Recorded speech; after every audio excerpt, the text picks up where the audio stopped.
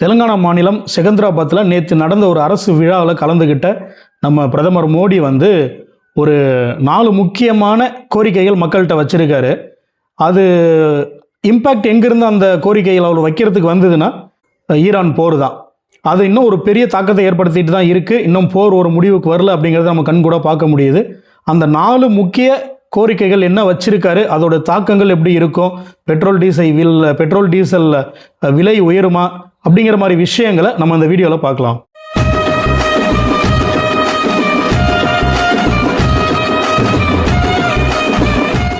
வணக்கம், நான் உங்கள் வாண்டரிங் மாங்க் சத்யா. பிரதமருடைய அந்த 4 முக்கிய கோரிக்கைகள் என்ன அப்படின்னு பார்த்தோன்னா, முதல் விஷயமா ஒர்க் ஃப்ரம் ஹோம் அப்படின்னு சொல்லி இன்சிஸ்ட் பண்ணுறாரு. ரெண்டாவது வந்து தேவையற்ற வெளிநாட்டு பயணங்கள், டூரை வந்து தவிர்க்கணும், சுற்றுலாவை தவிர்க்கணும் அப்படின்னு சொல்லி சொல்கிறாரு. மூணாவதாக வந்து பெட்ரோல் டீசல் வந்து முடிஞ்ச அளவுக்கு நம்ம உபயோகிக்கிறத கம்மி பண்ணணும் அப்படிங்கிற மாதிரி சொல்கிறாரு. நாலாவது விஷயமா அப்படின்னு பார்த்தோன்னா, அதான் ரொம்ப முக்கியமாக இருக்குது, தங்கம் வாங்கிறத ஒரு வருஷத்துக்கு தள்ளி போடுங்க அப்படிங்கிற மாதிரி பிரதமர் அவர்கள் கோரிக்கை வச்சிருக்காரு.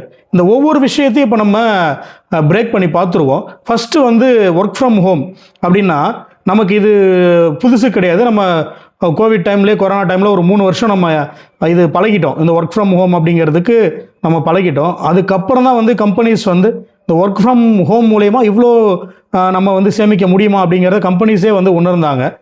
ஸ்டாஃப் வந்து ஆஃபீஸ் வர வைக்கிறது, அவங்களுக்கான ஆஃபீஸ் செட்டப் ரெடி பண்ணுறதுலேருந்து, அந்த கரண்ட் சார்ஜஸ்லேருந்து, சிஸ்டம் யூசேஜ், அவங்களுக்கான அந்த கேப் சார்ஜஸ்ஸு, ப்ளஸ் வந்து நிறைய கம்பெனிஸ் வந்து ஃபுட்டு ப்ரொவைட் பண்ணுறாங்க கம்பெனி ஸ்டாஃபுக்கு, அந்த விஷயங்கள். அப்புறம் ஃபங்க்ஷன்ஸ் நடக்குது, இல்லை ஃபெஸ்டிவல்ஸ் வருதுன்னா அதுக்கு அவங்க பண்ணுற ஹெச்ஆர்லேருந்து பண்ணுற செலவுகள், இதெல்லாம் கம்மி பண்ணுறதுக்கான விஷயங்கள் வந்து அந்த கோவிட் டைமில் கார்ப்பரேட் கம்பெனிஸு கற்றுக்கிட்டாங்க. நம்ம சின்ன நிறுவனங்களுமே வந்து அதுக்கு பழகிட்டாங்க. இது ஏன் அப்போது மோடி இதை இன்சிஸ்ட் பண்ணுறாரு அப்படின்னா, நமக்கு வந்து மெயினாக இந்த பெட்ரோல் டீசல் கன்சம்ஷன் கம்மியாகணும் அப்படிங்கிற மாதிரி ஒரு எண்ணம் தான். இப்போது சென்னையில் தாம்பரத்தில் ஒருத்தவங்க இருக்காங்க அப்படின்னா, அவங்க சோழிங்கநல்லூரில் இருக்கிற ஆஃபீஸ்க்கு போகணும் அப்படிங்கிற பட்சத்தில் அவங்களுக்கு ஒரு நாளைக்கான எவ்வளோ டீசல் பெட்ரோல் ஆகுது அவங்களுடைய ஓன் வெஹிக்கிளில் போகிறதுக்கு அப்படிங்கிற மாதிரி ஒரு விஷயம் அதில் நம்ம பார்க்க வேண்டியதாக இருக்குது. அதுக்காக தான் வந்து மெயினாக ஒர்க் ஃப்ரம் ஹோம் வந்து ப்ரிஃபர் பண்ணுங்கள் எல்லாருமே அப்படிங்கிற மாதிரி சொல்கிறாங்க. கம்பெனிஸ்க்கும் இதை வந்து எப்படி அடாப்ட் பண்ணுறதுன்னு பாருங்கள் அப்படிங்கிற மாதிரி ஒரு கோரிக்கை பிரதமர் அவர்கள் வச்சுருக்கார். ரெண்டாவது விஷயம் அப்படின்னு நம்ம பார்த்தோன்னா, தேவையற்ற வெளிநாட்டு சுற்றுலா பயணங்கள் வந்து தவிர்க்கணும் அப்படிங்கிற மாதிரி சொல்லியிருக்காரு. முடிஞ்ச வரைக்கும் பிஸ்னஸ் ட்ரிப்ஸுமே வந்து அவாய்ட் பண்ணுங்க அப்படிங்கிற மாதிரியுமே கோரிக்கை வச்சிருக்காரு. இது வந்து ஒரு ரொம்ப முக்கியமான விஷயம், அதிகமாக பேசப்படாத ஒரு விஷயமா இருக்குது. ஏன் அப்படின்னா, இப்போது நம்ம சுற்றுலா போகிறோம் அப்படின்னா வெளியில் வந்து நம்ம எல்லா இடத்துலையும் யூஸ் பண்ணுற காமன் கரன்சியாக இன்றைக்கி மோஸ்ட் ஆஃப் தி கண்ட்ரீஸில் US டாலர்ஸ் தான் இருக்குது. நம்ம இப்போ இங்கேருந்து ஒரு எக்ஸாம்பிளுக்கு நம்ம அமெரிக்காவுக்கு நம்ம ஃபேமிலியில் ஒரு 4 பேர் ட்ரிப்பு போகிறோம் அப்படின்னா அதுக்கு ஆகிற அந்த செலவை நம்ம என்ன பண்ணுவோம்னா, நம்ம இங்கே இந்தியன் கரன்சியாக வச்சிருக்கிறத நம்ம இங்கே வந்து அதை ஃபாரின் கரன்சியாக நம்ம கன்வெர்ட் பண்ணிக்கிறோம். நம்மளுடைய கணக்குப்படி இப்போ இந்தியன் கரன்சியில் ஒரு 5 லட்சம்னா அதுக்கு ஈக்குவலான ஃபாரின் கரன்சியாக நம்ம இங்கேருந்து அதை கன்வெர்ட் பண்ணிடுவோம். கன்வெர்ட் பண்ணி தான் அதை நம்ம கையில் எடுத்துகிட்டு போயிட்டு அங்கே US டாலராக செலவு பண்ணுவோம். அப்படி பண்ணும்போது என்ன ஆகுதுன்னா, இங்கே இருக்கிற அந்த ஃபாரின் கரன்சியோட ரிசர்வ்ஸ் வந்து குறைஞ்சிடுது. இப்போது நமக்கு ரிசர்வ் பேங்க்கில் இவ்வளோ டாலர்ஸ் இருக்குது, ஒரு வருஷத்துக்கு நம்ம வெளியிலேருந்து வருது அப்படின்னா, அந்த வெளியிலேருந்து வரது எங்கேருந்து வருதுன்னா, நமக்கு வர அந்த நம்ம பண்ணுற எக்ஸ்போர்ட்ஸ் மூலயமா நமக்கு வர அந்த ஃபாரின் கரன்சி, அப்புறம் ஃபாரின் இன்வெஸ்ட்மெண்ட்ஸ் மூலயமா வர ஃபாரின் கரன்சி, அப்புறம் டூரிசம் மூலயமா வர ஃபாரின் கரன்சி நம்ம ரிசர்வ் பேங்க்கில் நமக்கு அது ஒரு சேஃப் டெபாசிட் மாதிரி இருக்கும். நம்ம மக்கள் வெளியில் இங்கேருந்து போகும்போது அந்த கரன்சியை நம்ம எக்ஸ்சேஞ்ச் பண்ணி கொண்டு போகிறோம். பட் அதில் ஒன்றும் சிக்கல்னா, நம்ம இங்கேருந்து கொண்டு போகிற கரன்சி, அதாவது டாலர்ஸ் வந்து இங்கே நம்மளோட ரிசர்வ்ஸில் குறைஞ்சிக்கிட்டே வரும். அப்போ கவர்மெண்ட் அதை என்ன சொல்கிறாங்கன்னா, நாளைக்கு கவர்மெண்ட் பர்பஸ்க்கு அந்த டாலர், அந்த கரன்சி தேவைப்படும் போது இங்கே ஷார்ட்டேஜில் இருக்கும். அதனால வந்து இந்த ஃபாரின் ட்ரிப்ஸ் வந்து முடிஞ்ச வரைக்கும் நம்ம அவாய்ட் பண்ணுறது நல்லது அப்படிங்கிற மாதிரி மோடி அவர்கள் வந்து சொல்லியிருக்காரு. அதில் நம்ம இப்போ இண்டிவிஜுவலாக போகிறோம், ஏதோ ஒரு விஷயமா போகிறோம் அப்படின்னா நமக்கு அதில் பெருசாக செலவு இருக்காது. அது வந்து அந்த அளவுக்கு பாதிக்காது. இப்போ ஒரு ஃபேமிலியாக போகிறோம், ஒரு 5 பேராக போகிறோம், ஒரு 10-15 டேஸ் ட்ரிப்பாக போகிறோம் அப்படின்னா அந்த செலவுகள் நம்ம யோசித்து கணக்கு பண்ணி பார்த்தோம் அப்படிங்கும்போது அது ஒரு பெரிய அமௌண்ட்டாக தான் வருது. இப்போது 3வது விஷயம், பெட்ரோல் டீசல் உபயோகிக்கிறத கம்மி பண்ணணும் அப்படின்னு சொல்லியிருக்காரு பிரதமர் அவர்கள். இது வந்து ரொம்ப ஒரு முக்கியமான விஷயமாகவும் பார்க்கப்படுது. ஏன்னா இன்னும் வந்து ஈரான் போர் முடியலை, ஈரான்லேருந்து தான் அதிகமான ஆயில் நம்ம வாங்கிட்டு இருக்கோம், குரூட் ஆயில் வாங்குகிறோம். அது இல்லாமல் அந்த ஹோர்மோஸ் நீரிணை இன்னும் பிரச்சனை, டெட்லாக் இருந்துக்கிட்டே தான் இருக்குது. அங்கேருந்து இன்னும் வெளியில் வரத்துக்கும் வாய்ப்புகள் கம்மியாகிட்டு இருக்குது. இப்போது சமீபமாக ஒரு 2 நாளைக்கு முன்னாடி ஒரு இந்திய மாலுமியை வந்து அட்டாக் பண்ணியிருக்காங்க. அது எந்த சைடு அட்டாக் பண்ணாங்க அப்படிங்கிறது இன்னும் சரியாக தெரியல. அந்த ஹோர்மோஸ் நீரிணையில் ஒரு இந்திய மாலுமியை வந்து அட்டாக் பண்ணியிருக்காங்க கப்பலில் வச்சு. ஸோ இந்த விஷயங்கள்லாம் ஒரு ஸ்திரத்தன்மை இன்னும் இருந்துக்கிட்டே இருக்குது அங்கே நம்ம இன்னும் மத்திய கிழக்கில். அது முடிஞ்சாதான் இந்த petrol diesel issues sort out ஆகும். அது வரைக்கும் பிரச்சனை இருந்துகிட்டு தான் இருக்கும். இப்போ இருக்கிற வரைக்கும் ரிசர்வ்ஸ் வந்து இருக்குது நம்ம கவர்மெண்ட்டில். ஆனால் அவங்களாலேயும் வந்து இது எவ்வளோ நாளைக்கு இதை வச்சு நம்ம தாக்கு பிடிக்க முடியும் அப்படிங்கிற மாதிரி ஒரு டவுட் வந்துடுச்சு. ஏன்னா நம்ம முன்ன வீடியோவில் பேசியிருப்போம், ஷார்ட்டேஜ் இல்லை, ரேட்டு ஏறுறதுக்கான வாய்ப்புகள் இல்லை, இப்படி தான் மெயின்டைன் ஆகும்லாம் பேசியிருந்தோம். ஆனால் இப்போ அது ஒரு மாதத்தில் வந்து நிறையா டிராஸ்டிக் சேஞ்சஸ் ஆகிட்டு இருக்கு. அங்கே ட்ரம்ப் வந்து அவருடைய நிலைப்பாடு வந்து கண்ணாபின்னான்னு மாற்றிக்கிட்டு இருக்காரு. இன்னும் குழப்பங்கள் அதிகமாகிட்டு இருக்கு. ஈரானை வந்து விட்டு கொடுக்குற மாதிரி தெரியல. இந்த விஷயங்கள்லாம் வந்து இன்னும் ஒரு குழப்பமான ஒரு நிலையிலேயே இருந்துகிட்டு இருக்கிற பட்சத்தில் மோடி அவர்களுடைய இந்த கோரிக்கை ஒரு முக்கியமான விஷயமாகவே பார்க்கப்படுது. பெட்ரோல் டீசல் விலை வந்து நம்ம முடிஞ்ச அளவுக்கு கண்ட்ரோல் பண்ணி தான் வச்சுருக்கோம். இருந்தாலும் நீங்கள் வந்து கன்சம்ஷனும் கம்மி பண்ணுங்கள், உபயோகிக்கிறது நீங்கள் கம்மி பண்ணணும் அப்படிங்கிற மாதிரியும் கேட்டிருக்காரு. இப்போ நம்ம மார்ச் 1ஆம் தேதி நம்ம வந்து போர் ஆரம்பித்த உடனேயே அப்போ இருந்த அந்த குரூட் ஆயிலுடைய ரேட்டு பார்த்தோம் அப்படின்னா மார்ச் மாதம் 1ஆம் தேதி $75 ஒரு பேரல் வந்து விற்பனை ஆகிட்டு இருந்துச்சு. இன்றைக்கி ரேட்டு படி நம்ம பார்க்குறோம், இன்றைக்கி வந்து மே 11ஆம் தேதி, இன்றைக்கி ரேட்டு படி பார்த்தோம் அப்படின்னா கிட்டத்தட்ட வந்து ஒரு $110 கிட்ட ஒரு பேரல் வந்து இன்றைக்கி போயிட்டுருக்கு. இது வந்து நமக்கு எப்படி இம்பேக்ட் பண்ணும் அப்படிங்கிறதே நம்ம பார்க்கணும். நம்மளுடைய பெட்ரோல் ப்ரைஸுக்கு நம்ம அந்த இப்போது $102-104 இன்றைக்கி இருக்கிற ப்ரைஸு எப்போ வேணாலும் நமக்கு ஒரு இன்னொரு $8, $10 இல்லை $15 கூட போகிறதுக்கான வாய்ப்புகள் வரத்துக்கான சூழ்நிலைகள் தான் இருக்குது. அது வெகு விரைவில் நடக்கும் அப்படின்னு நம்ம எதிர்பார்க்கலாம். ஏன்னா இப்போவே வந்து ஆந்திராவில் வந்து டீசல் ரேட் ஏற்றிட்டாங்க. இதே மாதிரி போச்சு அப்படின்னா பெட்ரோல் வந்து இன்னொரு $10 வரைக்கும் ரேட் ஏறுறதுக்கான வாய்ப்பும், டீசலுமே வந்து ஒரு $8 வரைக்கும் ரேட் ஏறுறதுக்கான வாய்ப்புமே அதிகமாக இருக்குது. அதனால தான் இந்த உபயோகத்தை கம்மி பண்ணுங்கள், ரிசர்வ்ஸ் நம்மக்கிட்ட கம்மியாக தான் இருக்குது அப்படிங்கிற ஒரு விஷயத்தை பிரதமர் அவர்கள் பதிவு பண்ணியிருக்காரு.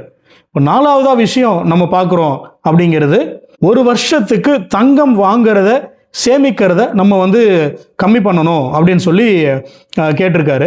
இதுவுமே வந்து ஒரு முக்கியமான விஷயமா இருக்குது. நம்ம இந்தியாவில் இருக்கிற அந்த குடும்பங்கள் ஒரு ஆடம்பரம் அப்படிங்கிறத மீறி ஒரு கோல்டு வாங்குறது வந்து ஒரு பழக்கமாகவே வச்சுருக்காங்க. இப்போ ஒரு ஃபங்க்ஷன் வருது, ஒரு கல்யாணம் வைக்கிறோம், இல்லை காது குத்து வைக்கிறோம், இல்லை இன்றைக்கெலாம் வந்து கருமாதிக்கெலாம் வந்து மோதிரம் போடுற பழக்கம் நம்ம மக்கள்கிட்ட இருந்துகிட்ருக்கு. அது எல்லாத்துக்குமே வந்து கோல்டு நமக்கு எடுத்தாகணும், போயாகணும், நம்ம ஏற்கனவே அவங்க நமக்கு ஃபங்க்ஷனுக்கு செஞ்சுருக்காங்க, நம்ம அவங்களுக்கு செஞ்சாகணும் அப்படிங்கிற மாதிரி அங்கத்து மேலே அந்த மோகம் அதிகமாகிட்டே தான் இருக்குது. அந்த விஷயத்தை கண்ட்ரோல் பண்ணுங்க அப்படின்னு சொல்லி மோடி சொல்லியிருக்காரு. ஏன்னா அந்த டேட்டாவை நம்ம இப்போ கொஞ்சம் பார்ப்போம். ஃபஸ்ட்டு நம்ம நாட்டில் இந்த ஒரு கடைசியாக ஒரு 4-5 வருஷமாக எவ்வளோ தங்கம் வந்து மக்கள் யூஸ் பண்ணியிருக்கோம், இம்போர்ட் பண்ணியிருக்கோம் அப்படிங்கிற ஒரு சின்ன டேட்டா வந்து பார்த்துருவோம். 2021 1050 டன் அதிகமாக யூஸ் பண்ணியிருக்காங்க. இந்த 5 வருஷத்தில் இதுதான் வந்து ஹையஸ்ட் யூசேஜ். ஏன்னா அதுக்கப்புறம் முன்னாடி ஒரு 2 வருஷம் 19-20 நமக்கு கோவிட் டைம் இருந்ததால் அப்போது கோல்டு பர்ச்சேஸ்க்கான வாய்ப்புகள் இல்லை, இம்போர்ட்டுக்கான வாய்ப்புகளும் இல்லை. அதுக்கப்புறம் 21 ஒரு 1000 டன் கிட்ட வந்து மக்கள் வந்து யூஸ் பண்ணியிருக்காங்க, இம்போர்ட் பண்ணியிருக்கோம். அதுக்கப்புறம் 22 வந்து ஒரு 770 டன்னு, 2023 வந்து அதே லெவலில் தான் மெயின்டைன் ஆகிருக்கு.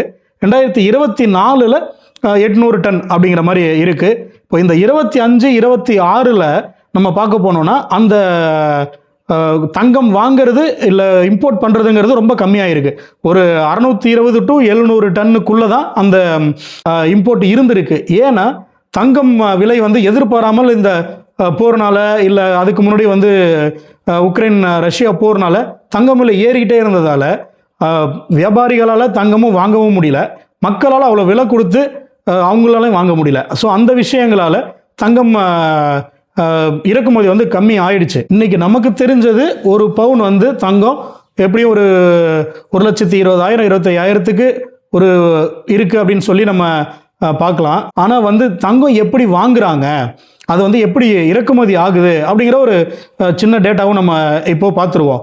அதோடைய கணக்கு வந்து நம்ம இங்கே பவுனு கிராம் அப்படின்னு சொல்கிறோம் இல்லைங்களா, அவங்க வந்து ஒரு ட்ராய் அவுன்ஸ் அப்படின்னு சொல்லி அவங்களுடைய கணக்கில் சொல்கிறாங்க. அந்த வியாபாரிகள், கோல்டு தங்க வியாபாரிகள் வந்து அது நமக்கு ஒரு டன்னுக்கு 32,150 ட்ராய் அவுன்ஸ் ஒரு டன்னுக்கு இருக்குது. நம்ம அது வந்து நம்ம வாங்கிறது டாலர்ஸில் தான் வாங்குகிறோம். அப்போது ஒரு டன் வந்து 108 109 மில்லியன் டாலர்ஸ், அமெரிக்கன் டாலர்ஸ் அப்படிங்கிற கணக்கு. நம்ம கணக்குப்படி நம்ம இந்திய ரூபாய் மதிப்பில் கிட்டத்தட்ட ஒரு 920 கோடி ஒரு டன் தங்கம் வந்து நம்ம இறக்குமதி பண்ணிகிட்டு இருக்கோம். 2024 கணக்குப்படி எவ்வளோ இறக்குமதி பண்ணியிருக்கோம் அப்படின்னா கிட்டத்தட்ட ஒரு 3.25 லட்சம் கோடிக்கு நம்ம வந்து தங்கம் இறக்குமதி பண்ணியிருக்கோம். இதில் இன்னொரு முக்கியமான விஷயம் நம்ம என்ன பார்க்கணுன்னா, தங்கம் வந்து இந்தியாவில் கிடைக்காத ஒரு விஷயம். ஆனால் மக்களுக்கு அது மேலே மோகம் அதிகமாகிட்டே இருக்குது. நம்ம இப்போ தங்கம் எங்கேருந்து வாங்குகிறோம் அப்படின்னா சவுத் ஆஃப்ரிக்காவில் வாங்குகிறோம், ஆஸ்திரேலியாவில் வாங்குகிறோம், சவுதி அரேபியாவிலேருந்து வாங்கிட்டு இருக்கோம், சுவிட்சர்லாந்துலேருந்து வாங்குகிறோம். இதில் சவுதிக்கும் சுவிட்சர்லாந்துக்கும் அங்கே அவங்க ரிசர்வ்ஸு கம்மி தான். இன்னும் சொல்லப்போனால் சுவிட்சர்லாண்டில் கோல்டு மைனிங்கே கிடையாது. அவங்க ஆஃப்ரிக்கன் கண்ட்ரீஸ்லேருந்து கோல்டு வாங்கி அங்கே ரிஃபைன் பண்ணி அந்த கோல்டை நமக்கு விற்கிறாங்க. அதே மாதிரி ஆஸ்திரேலியா வந்து ஒரு பெரிய கோல்டு ரிசர்வ், அவங்கள்ட்ட அங்கே கோல்டு மைன்ஸ் அதிகம், அவங்க வந்து நம்மக்கிட்ட டைரெக்டாகவும் விற்கிறாங்க. ஸோ இந்த விஷயங்கள்லாம் நம்ம பார்க்க வேண்டியது இருக்குது. ஏன் மோடி வந்து இப்போ இவ்வளோ ஒரு விஷயமா இதை பேசியிருக்காரு, கோரிக்கையாக கொடுத்துருக்காருன்னா, நம்ம வெளியிலேருந்து வாங்குகிற எல்லா பொருட்களுமே எலக்ட்ரானிக்ஸாக இருந்தாலும் சரி, கோல்டாக இருந்தாலும் சரி, க்ரூட் ஆயிலாக இருந்தாலும் சரி, எல்லாமே நம்ம டாலர்ஸில் தான் நம்ம வாங்குகிறோம். நம்ம ஏற்கனவே நம்ம சொன்னோம் இல்லையா, நம்மக்கிட்ட ரிசர்வ் பேங்க்கில் இருக்கிற அந்த டாலர்ஸை வச்சு, அந்த ரிசர்வ்ஸை வச்சு தான் நம்ம வெளியிலேருந்து பர்ச்சேஸ் பண்ணுறோம். இப்போது இந்த கோல்டு யூசேஜ், தங்கத்தோடைய பயன் குறைஞ்சிருச்சு, வாங்குறது மக்கள் குறைஞ்சிருச்சு அப்படின்னா ஸ்டாக்கு ஹோல்ட் ஆகும் டீலர்ஸ்கிட்டையும் வியாபாரிகள்கிட்டையும். வெளியிலேருந்து அவங்க தங்கம் வாங்கிறதுக்கான அந்த நிலை வராது. ஒரு வருஷம் மக்கள் தங்கம் வாங்குறத குறைச்சிட்டாங்க அப்படின்னா வெளியிலேருந்து தங்கம் வாங்குறதுக்கான அந்த நிலை வராது. அப்போது என்ன ஆகும்னா, இங்கே இருக்கிற டாலர் வெளியில் போகிறதுக்கான அந்த சூழ்நிலை ஏற்படும். நம்மக்கிட்ட இருக்க ரிசர்வ்ஸு அது ஸ்டாண்டர்டாக இருக்கும், செலவாகாது. இப்போ அந்த ரிசர்வ்ஸ் வச்சு அவங்க என்ன பண்ணுவாங்கன்னா, க்ரூட் ஆயில் வாங்கும்போது இல்லை வேறு ஏதாவது பேசிக் எசென்ஷியல்ஸ் வாங்கும்போது அது நமக்கு தேவைப்படும். இப்போ எல்பிஜி நம்ம வாங்கணும், சிஎன்ஜி வாங்கணும், கேஸ் வாங்குறதுக்கு நமக்கு அது தேவை. அப்படிங்கும்போது அந்த ரிசர்வ்ஸு, டாலர் ரிசர்வ்ஸை யூஸ் பண்ணிப்பாங்க.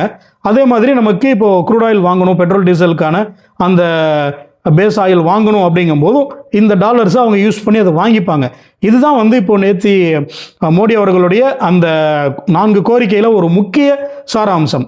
நம்ம இதை வந்து ஈஸியாக புறந்தள்ளிட்டு போயிட முடியாது. ஏன்னா இது ஒரு பிரதமர், அவருடைய வாயிலிருந்து இந்த விஷயங்கள் வருது, இந்த 4 கோரிக்கை அவர் சொல்கிறாரு அப்படின்னா, அப்போ அவருக்கு வந்த ரிப்போர்ட்ஸ், அவங்க எடுத்திருக்கிற அந்த எக்கனாமிக் சர்வே, அந்த டேட்டா படி அவர் பேசுகிறாரு. இது வந்து நம்மளும் கொஞ்சம் அதுக்கான கோஆப்ரேஷன் கொடுக்கணும், நம்ம கொஞ்சம் அவங்களுக்கு ஒத்துழைக்கணும்.